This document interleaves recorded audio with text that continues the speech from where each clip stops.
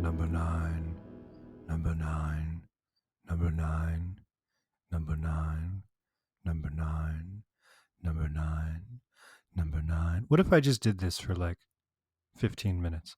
Number nine, number nine.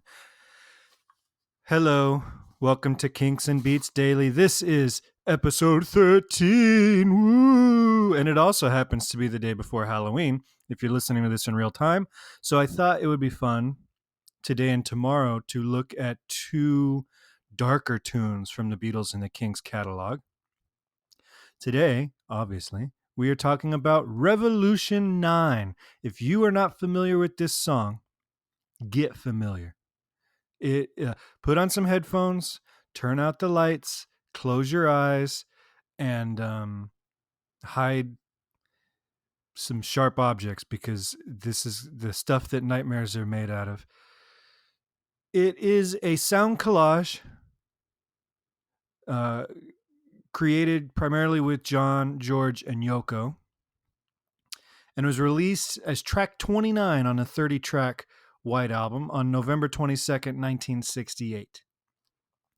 And Lennon's idea behind it was to create an unconscious picture of what I actually think will happen when it happens. So he was trying to make an audio picture of what a revolution would sound like.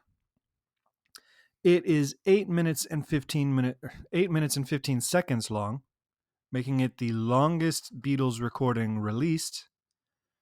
It's about a minute longer than Hey Jude, which clocks in at 7:11, and a half a minute longer than I Want You, She's So Heavy, which clocks in at 7:46, I think. So it's a long piece.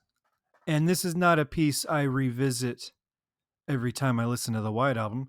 It's followed kind of geniusly, I think, by Good Night, which is a lullaby sung by Ringo, also written by John, and kind of takes the sting out of it, but I don't listen to that song very often either. So usually when I get to Revolution 9, I just turn off the White Album. But every now and then I do listen to it because, and this is the hot take of all hot takes, I think it's kind of a genius piece of composition. Now, I'm not going to call it music necessarily because it would be very difficult to recreate. Not impossible, as you will find out, but difficult. But it is orchestrated like a classical piece of music would be.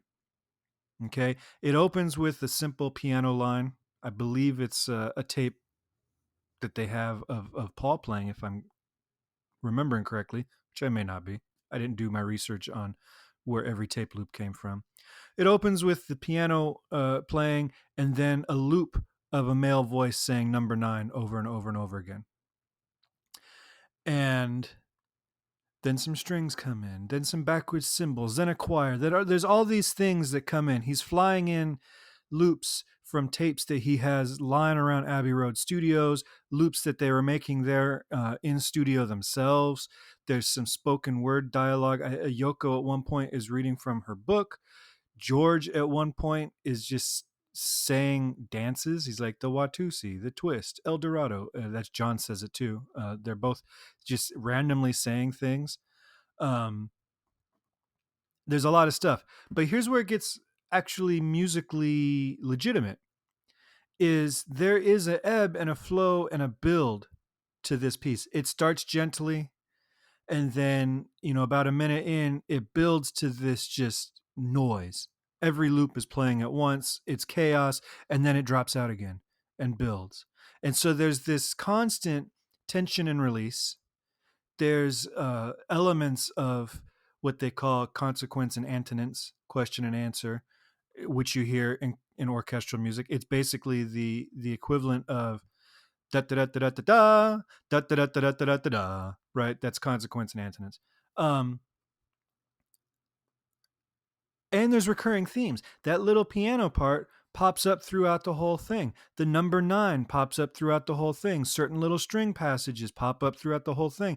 They recur as a composer would recur a musical theme in a real symphony. So if you think of this as a single movement in a symphonic piece, It's actually pretty well constructed, well thought out, effective. I mean, the fact that you put on your headphones and this does kind of scare you a little bit is delivering the message that he's trying to do. And, composers have been doing tone poems for hundreds of years, um, trying to convey the feeling of water or spring or war, right? So this is not a new concept, but this is a new medium for the time to be using only electrical uh, devices and tape loops and stuff like that, and basically using the mixing console as your keyboard. He turned the mixing console into a synthesizer of sorts, and flew in loops and stuff, probably mostly at random, but it was done at random with a musical instinct that all three of them had. But it, it it I don't know. It's hard to say if it was random or not. I wasn't there, but I'm sure it was. But that musical instinct does make it a musical piece in form, in structure, in effectiveness, in the way it's orchestrated. And that's kind of cool. Now, I said it would be difficult to recreate, but it's not impossible. If you go to herohabit.com and hit the search bar and search for Revolution 9, or if you go to the Hubs tab and pull up the Music Hubs and go to the Beatles page, I wrote an article a while ago in defense of Revolution 9 that goes a little bit more in detail. I was thinking about just reading it here, but then I would have no reason to send you to herohabit.com. But at the bottom of that is a video of a live orchestra, um, or chamber ensemble. I think it's about 25 or 30 people performing Revolution 9 faithfully, incredibly faithfully, live, without much aid of electric instruments. It's all the violins are played by violins, right? They do some weird techniques on the instruments to emulate certain sounds that were achieved by fast fades on the mixing board or reverse loops and things like that.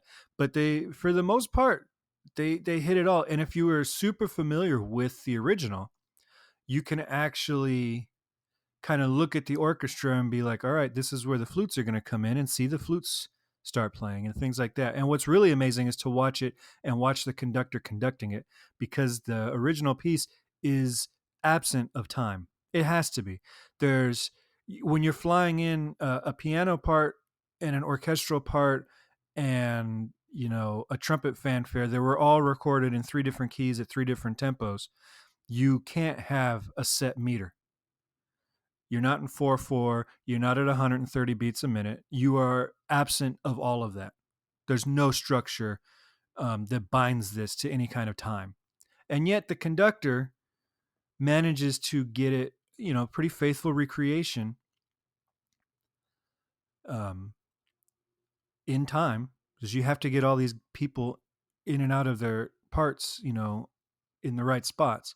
It's cool. Watch the conductor when you watch that video. So I encourage you to go to that. But that's Revolution 9. It was originally intended to be like the long fade for the acoustic version of Revolution, which is titled Revolution 1 on the White Album. You occasionally will hear that on classic rock radio. It's a cool version, but it's not the one that was a hit. The electric version was the hit.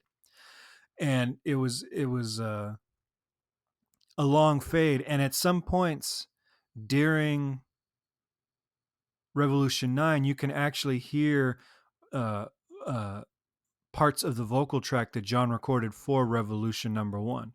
So it's pretty consistent. Another thing that makes it a musical thing, because had it been tacked on to the end of Revolution 1, then that would be a recurring piece from the previous movement. I hadn't thought about that till just now. So yeah, go ahead and give it a listen. It will be on our weekly recap at herohabit.com. But like I said, there is an article written about it that includes the White Album version and the live orchestral version that I think would be cool to listen to, and have it playing when you have trick-or-treaters coming tomorrow night, because I think that's more horrifying than the toccata and fugue that we have been playing for Halloween for 100 years. Anyway, if you would like to be included on this podcast, give me a call. 925-494-1739. Leave your name, your location, and whatever you want to talk about. If you want to talk about Revolution 9 for a minute or two, go ahead and do it.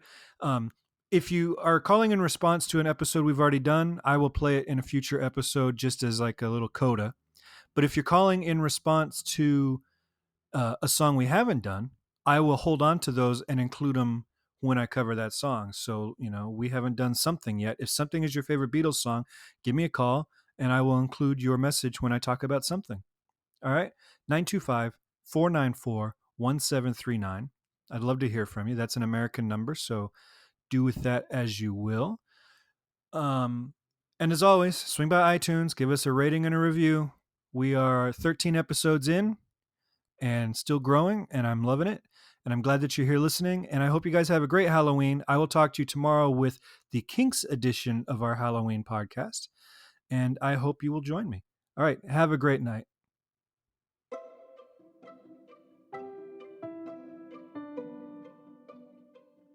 This podcast is presented by the Hero Habit Podcast Network. Swing by HeroHabit.com today to comment on this episode and poke around our growing database of sports and pop culture news, reviews, and collectibles. HeroHabit.com. Collect your heroes.